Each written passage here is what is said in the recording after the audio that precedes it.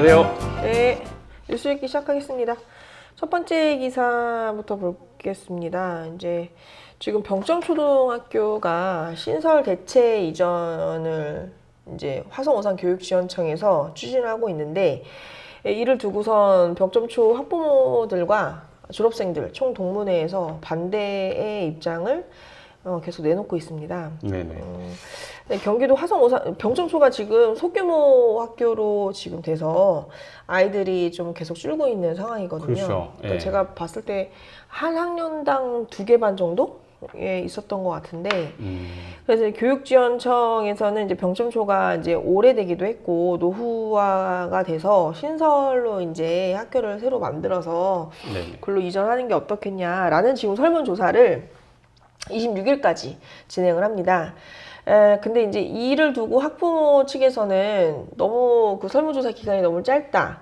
혹은 설문조사 이런 내용을 알게 된 일로부터 거의 10일 만에 설문조사를 하는 거니까 이 네네. 기간의 홍보 기간도 너무 적다. 뭐 이런 식의 하면서 이제 반대를 하고, 오산교육지원청에서는 법이든 매뉴얼대로 이제 자기는 진행을 하는 거기 때문에 문제될 게 없다라는 입장이고요. 네네. 그래서 이제 설문조사에서 만약에 동의가 50%가 되지 않으면 이 계획은 없어지는 거거든요. 네. 그래서 이제 그렇게 두고 하고, 찬성하시는 분들도 꽤 많다는 얘기네요. 맞습니까? 그 얘기가 어디서 나오죠? 그러니까 50%를 못 넘긴다고 생각하시는 거잖아요. 그런 거 아닌가요?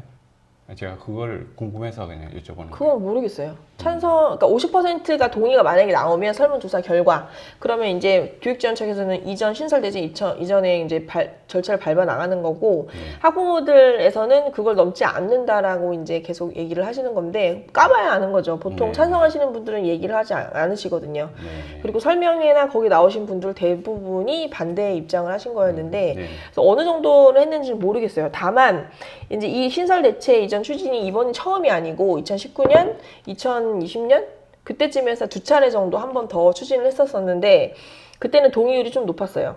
70%, 60%가 동의를 해야지 가는 건데 동의율이 넘지 않았기 때문에 그때도 다 무산이 됐던 거고, 이번에는 동의율이 50%로 낮춰서 다시 추진을 하는 겁니다. 네.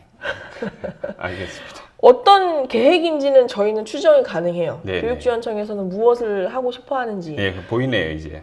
퍼센트를 자꾸 이렇게 낮추는 거예요, 지금. 이번에 무산되면 다음에는 아마도 또 40? 40%가 될 수도 있고. 근데 지금 이 안건에서의 하나의 또 다른 쟁점은 신설 대체 이전 부지가 네. 병점에 있지가 않아요. 능동에 네, 있다라는 네. 거죠. 그렇죠. 그런데 이 능동까지 가는 직선거리가 2.5km, 도보걸음 2.5km고 직선거리 1. 몇 km인데 초등학생 아이들이 걸어서 갈 수 있는 거리가 쉽지가 아니라는 거죠. 그렇죠.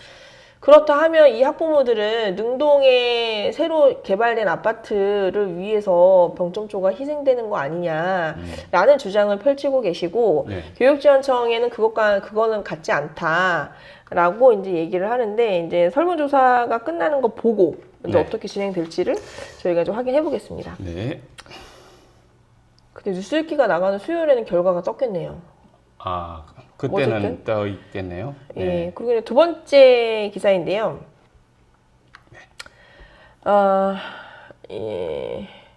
화일약품 중대재해 대책위원회와 화성노동안전네트워크에서 네. 화성시청 앞에서 기자회견을 열었습니다.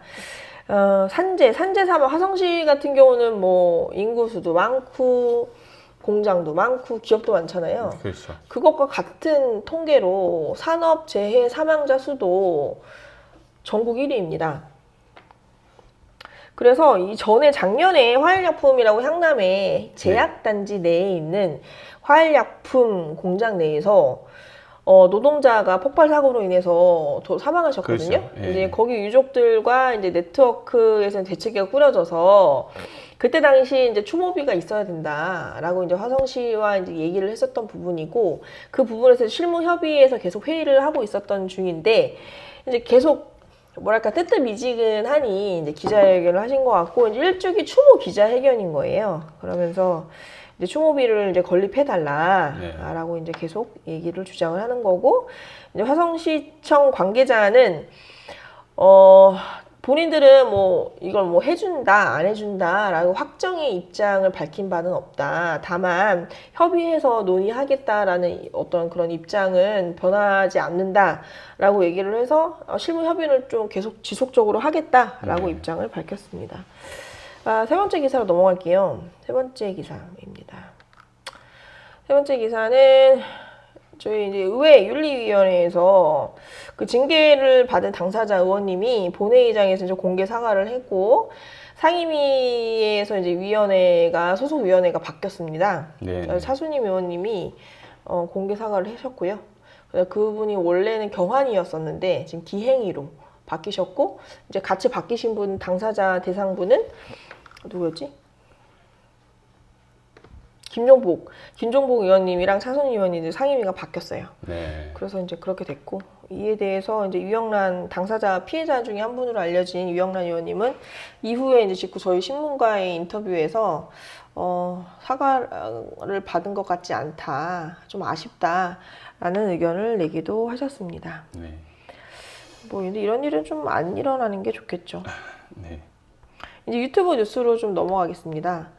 이번 유튜브의 이제 주요한 기사를 보면 요즘에 이제 기자회견도 많이 일어나고 정치 총선이 나올 분들이 좀 움직이는 것이 많이 보이긴 하잖아요. 네.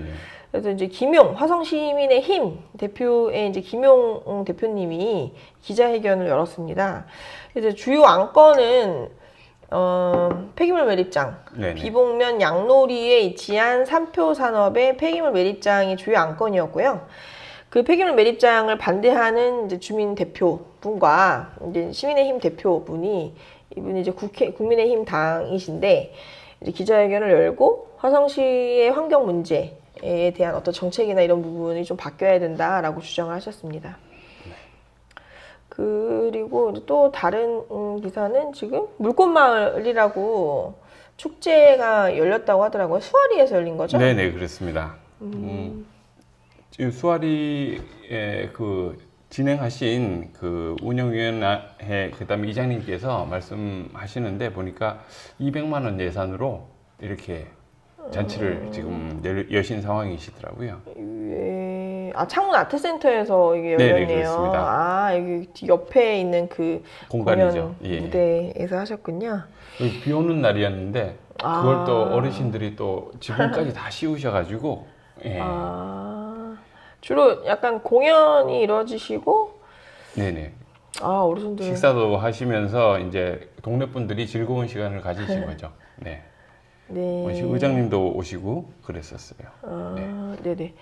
그리고 지금 화성시의 직영 동물보호센터를 직영으로 지금 하려고 준비 중에 있는 것 같은데, 네네. 연구용역 최종 보고회가 열렸습니다. 지난주 있었죠. 예, 18일 날 화성시청에서 열렸었는데, 지난주 아니에요? 이번 주엔 지난주죠. 네네, 9월 18일 날 열렸었고요. 그때 이제 저희가 잠깐 들려서 이제 어떤 내용들, 어떤 자료가 있었는지를 좀 확인을 했고요. 아직 이제 어떻게 지금 결정이 되고 어떤 방향으로 그림이 그려질지는 아직 미정인 것 같습니다. 네. 그래서 좀 어떻게 될지 좀 봐야 될 것 같고요. 동물보호센터나 이런 부분은 사실 직영으로 하는 게 여러모로 좀 괜찮을 것으로 보이긴 하네요. 네. 그렇지 않아요? 현수막 뉴스로 넘어가겠습니다. 넘어가도 되나요? 네네.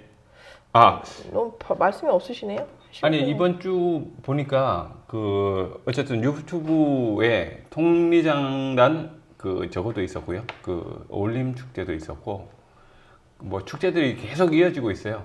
그 내용들은 여기서 보실 수가 있고요. 그리고 라이브를 보이죠? 보시면 되세요. 라이브. 네. 라이브를 보시면 뭐 여러 가지 축제들 많았죠. 그 주말 동안에 서신면 해바라기 축제도 있었고. 어울림마당. 이건 어디서 네. 열렸나요? 화성 시민대학. 네네. 이때. 시민대학 잔디밭에서 이제 열렸던 부분이고요. 그리고 지속여배 그 토크 기념식도 있었고. 그러네요. 예, 열린 음악회 있었습니다. 그 나중에 PD님이 저 일주일에 저는 이제 기사를 위주로 하는데 일주일 때 가장 조회수 많은 거를 네. 찝어서 얘기를 해주시는 것도 좋을 것 같네요. 그죠? 네네. 그렇게 좀 부탁드릴게요. 그 중에 어쨌든 좀 소개해드릴 만한 것은 열린 음악회에 관심이 많으시더라고요. 그래서 시작 전 공연장 주변 분위기, 모습이 예, 지금 예. 1,000회가 넘었어요. 예, 이게 예. 이번 주에 가장 핫했던 저희 그 컨텐츠 중에 중에 하나입니다. 네. 하나이네요.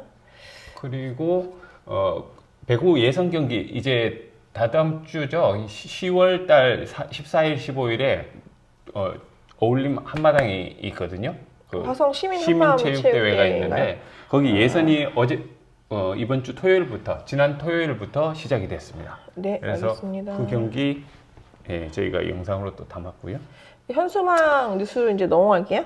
네, 현수막으로 가겠습니다. 주민총회가 정남면 주민총회가 10월 19일 날 열립니다. 많은 관심 부탁드리고요. 쌍봉산 장사 이미 축제가 지나갔긴 합니다. 네. 행사가 무척 많았습니다.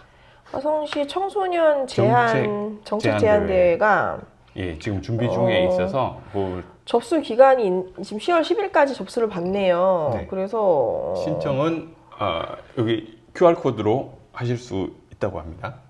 또 확대해서 찍으셔도 되고요. 네. 홍남파 가곡제가 세종문화회관 대극장에서 열리네요. 네네. 이게 화성시에서 안 하고 예, 남양에서 이제 제가 사진 찍은 건데 어쨌든 그 현수막이 지금 신세계. 걸려 있는 상황이고요. 동샘물 주최 주관이 어딘지가 좀 확인이 안 되긴 하는데 남파 후원회죠. 예, 후원회로 지금 되어 있고요. 예. 화성시민 한마음체육대회가 10월 14일부터 15일까지 열리는데 저희가 또 참여를 못 하겠네요. 그래서 하루 14일은 저희가 어렵다고 그때 얘기를 했잖아요. 끝나고 오후에 가는 걸로 지금 그렇게 생각하고 있습니다. 네, 송산포도 사강시장 플리마켓 네. 또 열리는군요. 이제 추석 명절이 이제 좀 네. 있으면 돼서 인사의 현수막이 많군요. 네. 맞습니다. 여기저기 뭐 많습니다. 서시면 또 농민 주말 장터 이것도 지금 계속 이어지고 있고요. 이런데 직접 가서 장 보는 것도 재밌을 것 같네요. 그죠? 네. 단축 행사하고 같이 진행되는 부분이고요. 총동문회. 네네. 고향 방문. 저는 총동문을 참여하지 않는데. 그리고 요거 좀 특이해서 가보고 대만 싶네. 수출 게시가 됐다고 경축하는 샤인머스켓이 대만 수출을 했나 보군요. 축하드립니다. 샤인머스켓 한가위. 네, 농협에서 지금 걸은 현수막이고요. 그리고 도시재생 총회가 지금 10월 6일. 저희 네. 병점 한번 가보면 좋겠다 싶네요. 자, 그리고 동탄 구동 네. 개청했습니다. 이게 지난주에 개청식에 저희가 가지는 못했는데, 네, 그 현수막이고요. 그리고 동탄 초등학교 100주년 기념행사가 벌써 100년이 된 학교더라고요. 10월 21일 날 네네. 있네요. 마도면 댄스 스포츠 대상 수상하셨다고 합니다. 축하드립니다. 네, 이건 지난. 네, 이건 주민자치 총회하고 총회를 하는 것 여울의 같은데. 축제라고 10월 21일 날 동탄 6동 주민자치회 총회와 축제가 같이 있는 거죠. 화성 모빌리티 전시회도 열리네요. 네네. 여기서 이제 마무리하는 게 좋겠네요. 너무 예. 길어서요. 그러시죠. 다음에 뵙겠습니다. 추석 연휴 잘 보내세요. 네, 행복한 추석 되세요.